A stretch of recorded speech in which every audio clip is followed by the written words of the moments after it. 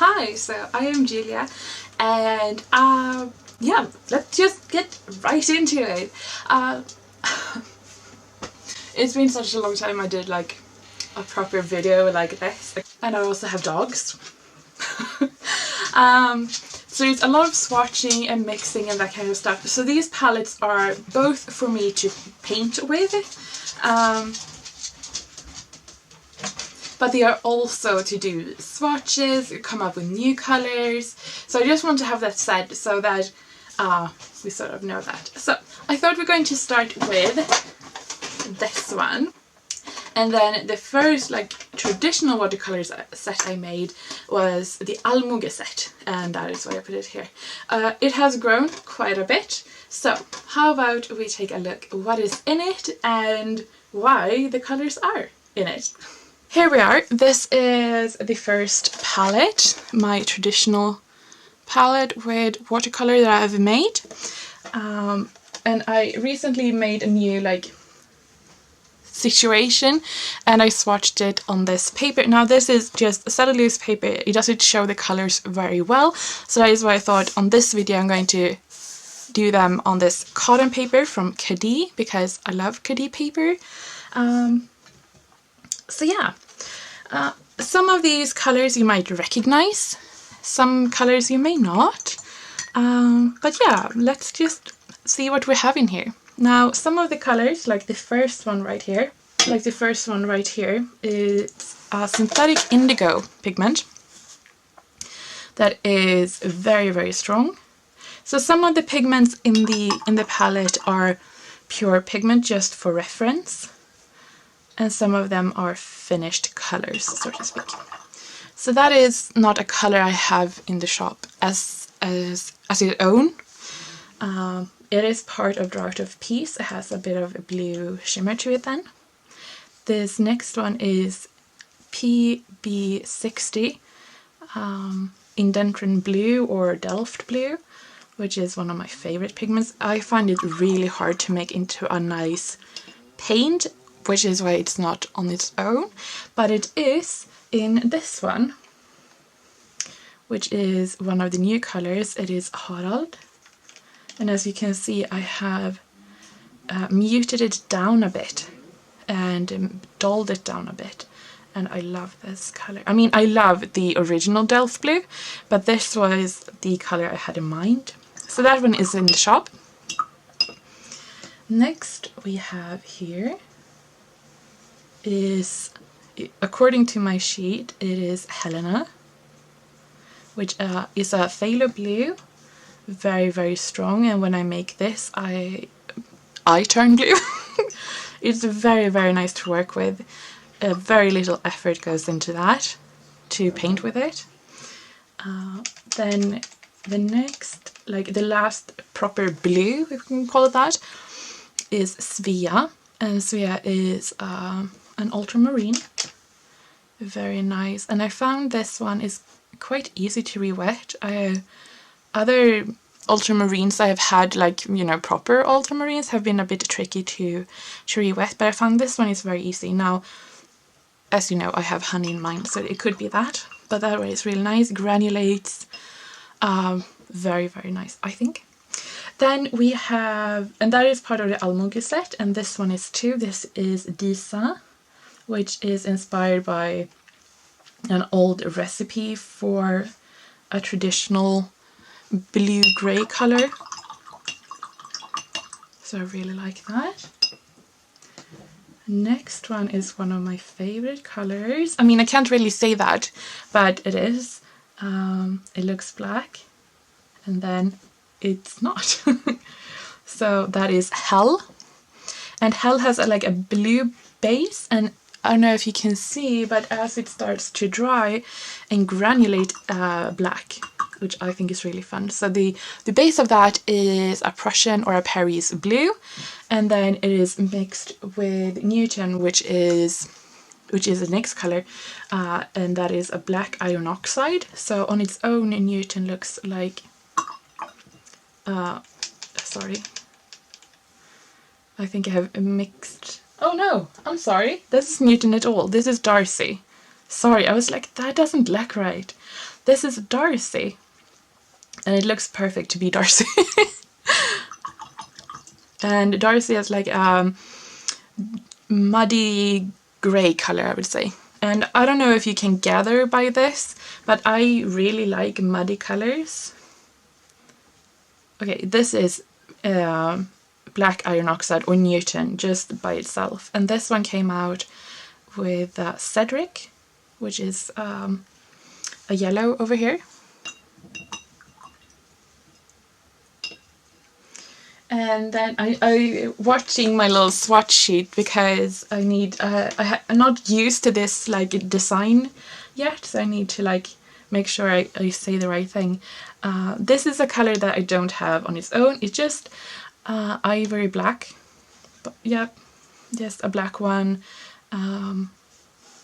I don't think I actually have it. I have it in Carrara, but I don't have it like as a color on its own. So that is mostly just to try out the pigment and see what I think about it. And this is Carrara, which is that sort of marbly color. And what I like about it is it's not mixed.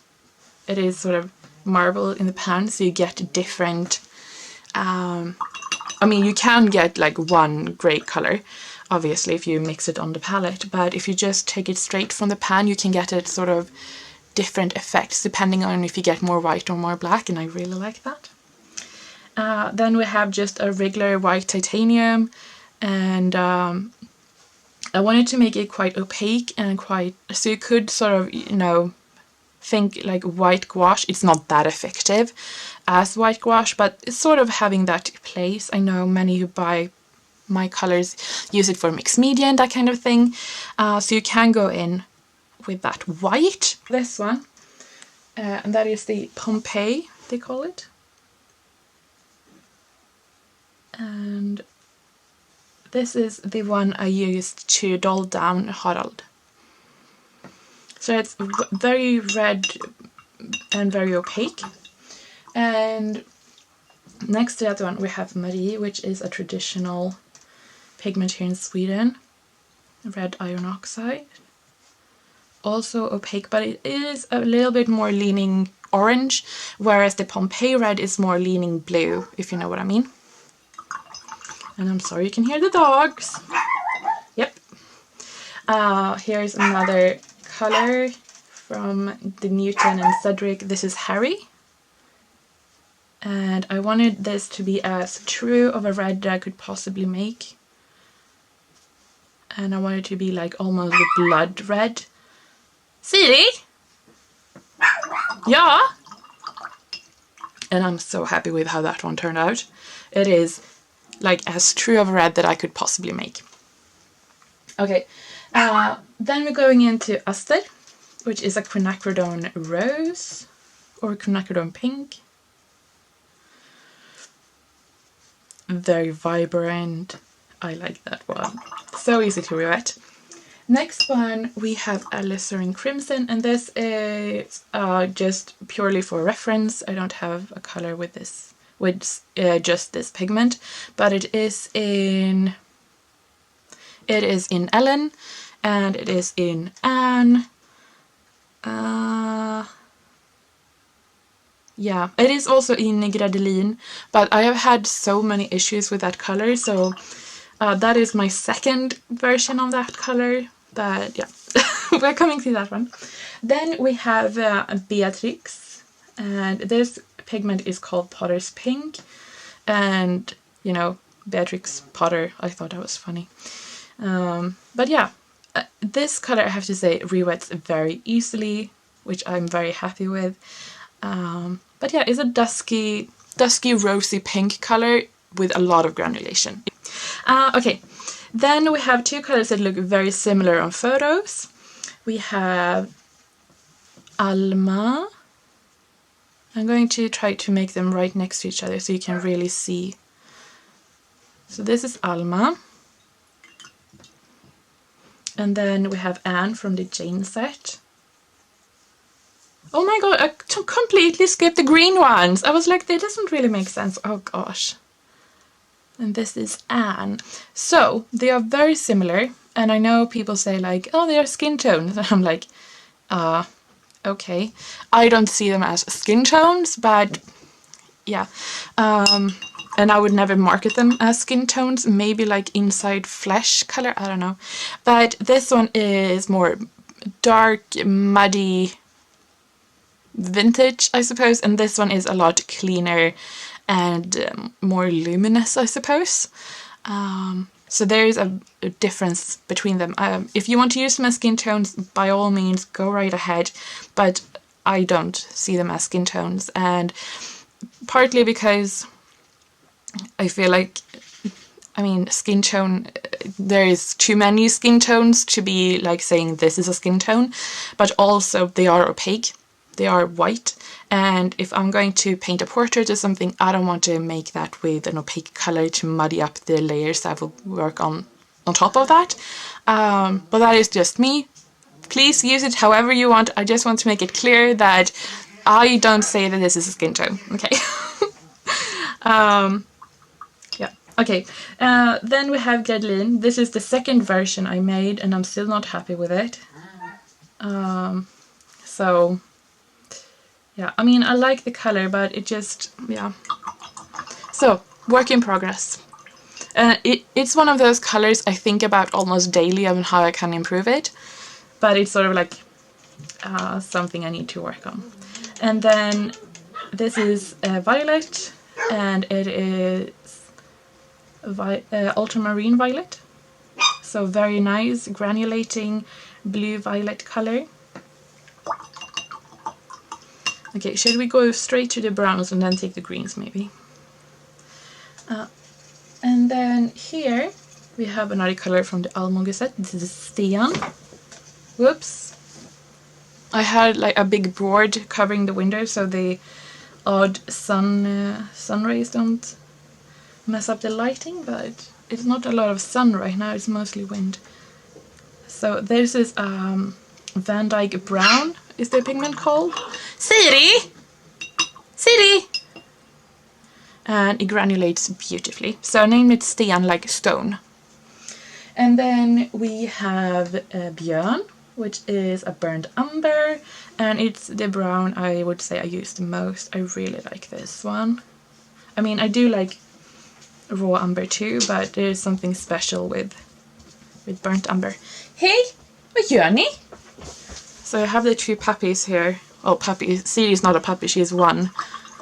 But I have Uni here too.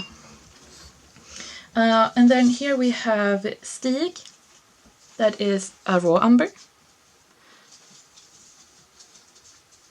You can see they are very nice, like start off brown that you can very easily make into, like mix others. And I also feel like they are not like heavy. So they sometimes I feel like earth tones can get a little bit muddy looking, but I feel like these are keeping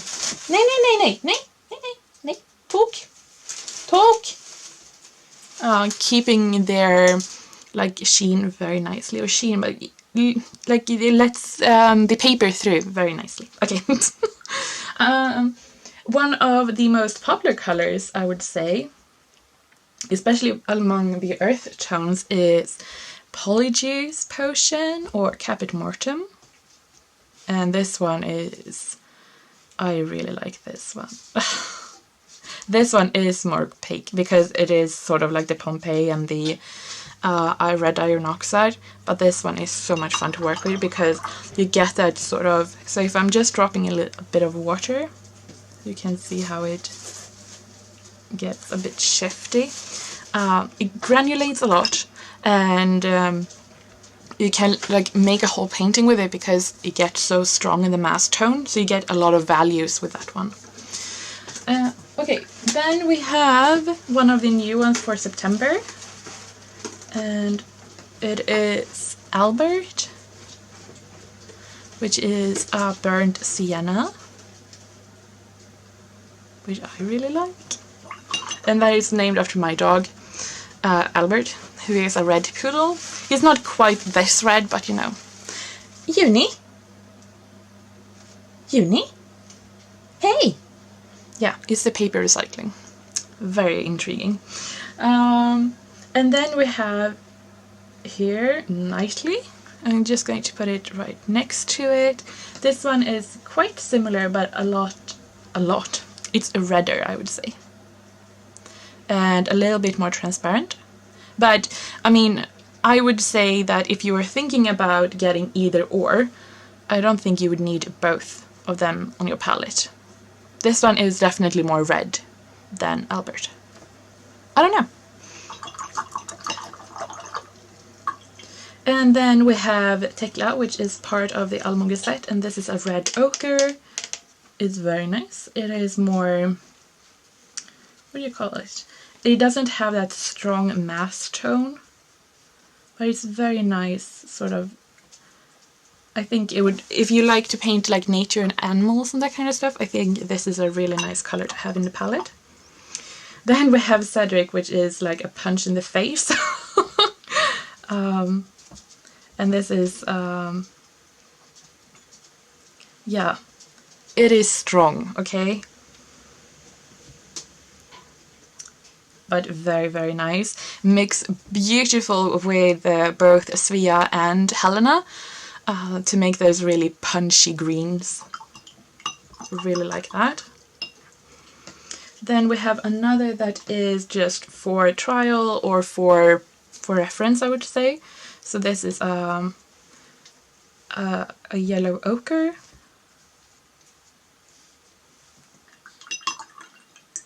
And then we have Victoria, which is more like, I would say, a true yellow ochre. So this is in the Almoge set. And it's called Victoria, you know, after our crown princess. I thought we needed some royalty. And then the latest yellow is this one. It's called Ingrid, and it's actually named after my dad's grandmother. So my grandfather's mother, and I am so happy with this color.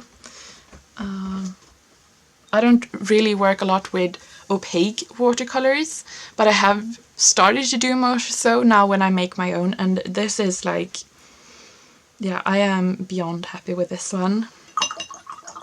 And then we have another that is just for reference, and this is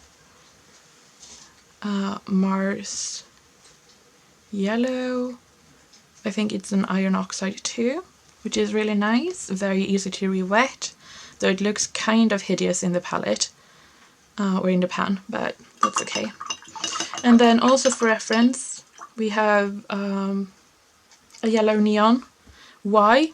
I don't really know, to be honest. I don't really know why it's here, but it is, so let's swatch it out. I think I had a pink and a red one too, but I don't really know where they got to, so. Okay, last but not least, obviously. So first we have Phthalo Green. Just Phthalo Green as it comes. And that is also mostly for reference. Then we have Draco, which is in large part Phthalo Green, but you can see that this one is darker. And that is because I have PR122 in it, and that is, is this one, so quinacridone pink. I wanted to make it a little bit deeper than the original phthalo color, so I mixed in some pink. And then we have Elizabeth from the Jane set, and here you can see another muddy bluey grey color,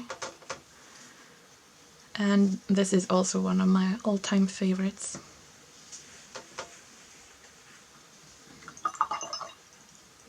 Then we have Terver. This one is a little bit harder to re-wet, and still I don't have this one in my shop, but it is one of my favorite pigments.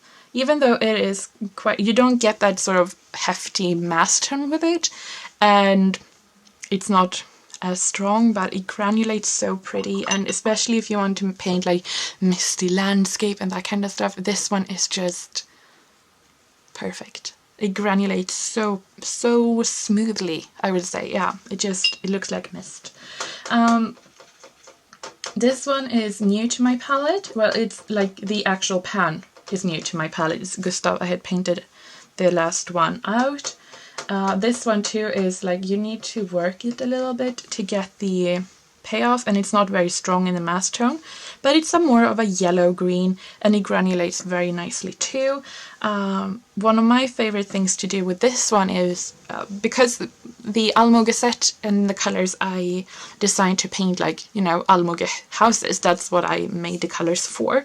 So I really like to have this and like charge it into like especially like Tekla. If you can see here, Tekla, or something when I'm painting the roofs to make it look like mossy and that kind of stuff. So yeah, I keep saying the paints I make because I want them. So then here we have a green umber. Why is this one in a full pan? I don't know. It just is. So that's how that one is looking. And then we have a boho green, which looks very, very similar. It just is a bit harder to re-wet. Yeah. And then we have sort of a similar color, but not really. Well, it's different pigments in it. So this is Olof, and you can see it's a little bit stronger than those two in the mass tone. You have an easier time getting more payoff.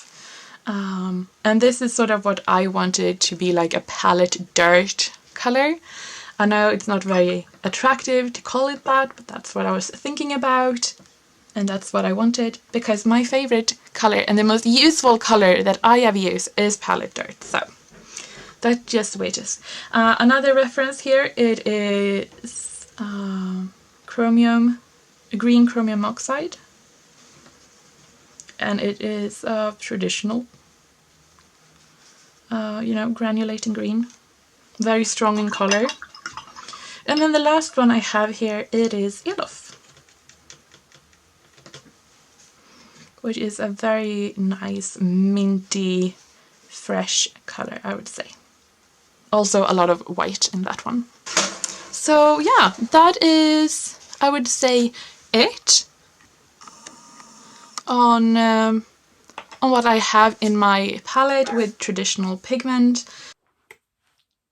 So that is my collection of handmade watercolors that I have made myself, that I use, I suppose. Most of these colors you can find in my shop. Link will be down below. The first of every month I have an update where I bring out new colors, where I bring back old colors, and a lot of other things too. And yeah, I just wanted to say that I really enjoy making handmade watercolor, and I enjoy seeing how I progress, not just as an artist and how I use them, but also seeing the quality of the paint getting better. Because I mean, it is quite naive to believe that you will start making handmade watercolor and feel like they are the best ones ever and nothing else happens. I have learned so much during these 2 years that I have made and sold watercolors, and I definitely feel like there is improvement in how they are now compared to how they were then. But I do feel like I had a very good start with good material, I suppose. So yeah, that is the collection that I have. Also out in the office and in the workshop I have all the colors, so if I need something I can go there. I also have a collection of colors out there that are sort of try colors or experiment colors. So if I'm testing out new binder, I have different colors for that, just to that I keep re-wetting, keep repainting, just to see how they react. I have different colors that I probably will never use, but when I want a very specific color and I'm not sure how to get that, I typically make that color several times with different pigments or different ratios and all of that. So those are also out there. I don't keep them in this sort of work palette. But yeah, so right now when I'm working on a new color, I have the same sort of color but in 5 different versions, with a tiny bit more green or a tiny bit more black or a tiny bit more honey. I mean, it's yeah. But those are the colors that I have. I think I got all of them that I can with confidence share. But there is pretty much always new colors coming that I'm working on, and if you're like astute and really like keeping an eye out, you have probably seen them before. And yeah, so thank you so much for watching. I do hope you have liked this video going through. I know it's been quite long, and but yeah, I hope you have liked it. Just maybe just having it on in the background as noise, that's what I would do. But yeah, and I also hope that if you're interested in my colors or wanting to buy or have, you get a little bit more like a feeling for how they act, so you're a bit more informed when you're going to buy. I feel like that is one of the biggest risks we take now when we buy so much online. We don't really know what we're getting. So I want to do as much as I can to make it easier for you to choose, and that's why I made this video, because a very lovely person asked if I could make it, so she had an easier time to buy the colors. And yeah, I just hope it was good enough for you to understand. And yeah, I think that is about it. Thank you so much for watching. I hope you have a very nice day, and that I will see you back on Saturday for a new studio vlog.